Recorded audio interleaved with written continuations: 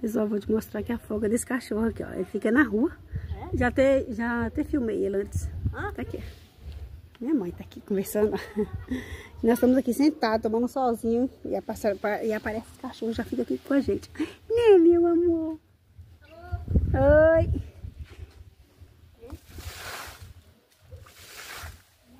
Né, meu amor?